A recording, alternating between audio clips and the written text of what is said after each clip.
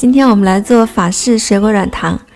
在开始前，我们先了解一些基本的原理，因为我觉得它们对做出成功的法式软糖有很大的帮助。我们先说一下果胶，还有果胶形成凝胶的3个要素。果胶一般分为2大类，一个是酯化度大于 50% 的高甲氧基果胶，简称为 HM 果胶。另外一个就是酯化度小于 50% 的低甲氧基果胶，简称为 LM 果胶。那么它们2个之间最大的区别就是 HM 果胶属于热不可逆的，也就是说在加热之后它不会变回液体的状态。通俗点来说就是耐高温，做好了软糖不易融化。相反的 LM 果胶就属于热可逆的，在加热之后它可以重新变回液体的状态，然后冷却了之后又可以凝固了，就像法甜里面经常用到的镜面果胶。做法式软糖一般经常用到的就是法国的 NH 苹果果胶粉，还有另外一种就是做法式软糖专用的黄果胶。这个 NH 的苹果果胶粉其实就是属于 LM 类型的，然后黄果胶是属于 HM 类型的，用它做出来的软糖就没有那么容易融化了。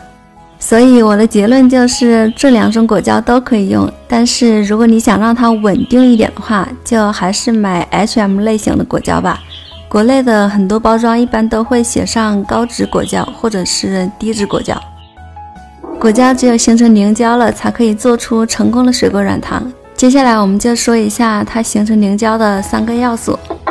HM 果胶是在可溶性固形物含量超过 55%， 一般指糖，然后 pH 值在2到 3.5 之间才能形成凝胶。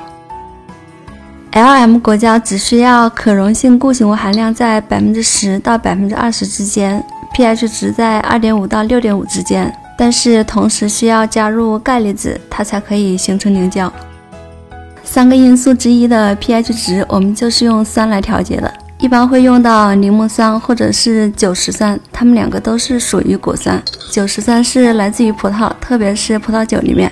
简单的总结一下，如果要做出成功并且稳定的法式软糖，我们就要具备这3个要素：糖、酸还有果胶。好了，接下来我们就可以进入正题了。不管是果汁还是果泥都可以做，但是如果你们用那种特别浓的果泥，建议还是加一点水稀释一下，要不然可能温度还没有熬到，它就已经糊锅了。配方里的果汁可以换成同等重量的果泥。先把配料表里的白砂糖放2大勺到果胶粉里面，搅拌均匀备用。如果你家里有柠檬酸的话，可以准备2到3克，用同等重量的水把它溶解了备用。没有的话就不用放了，但是有可能会影响最后的凝结。接着我们把橙汁或者果泥倒到锅里，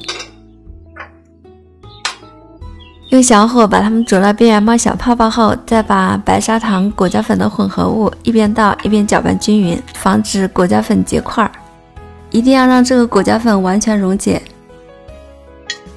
煮到快要沸腾的时候，把剩余的白糖和葡萄糖浆都倒进去，用小火慢慢的煮。如果是果汁的话，可以不用搅那么勤快，果泥的话就要不停的搅拌，要不然很容易糊锅了。煮到107度以上，我一般是108到110度之间。关火后把柠檬酸溶液倒进去，搅拌均匀，然后就可以灌模具了。倒完了之后，就把它们放在温度比较低的地方，冷却后就可以凝固了。可以先挑一个比较丑的摸一下，表面不沾手，然后看一下侧面，侧面如果不沾模具的话，基本上就可以脱模了。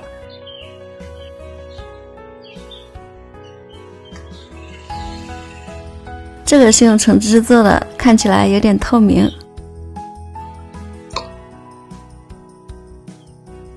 给它们裹上一层白砂糖，要不然会粘到一起的。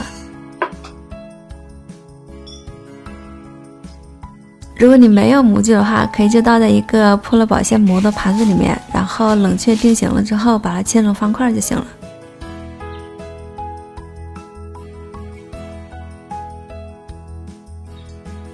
这一份是火龙果味的，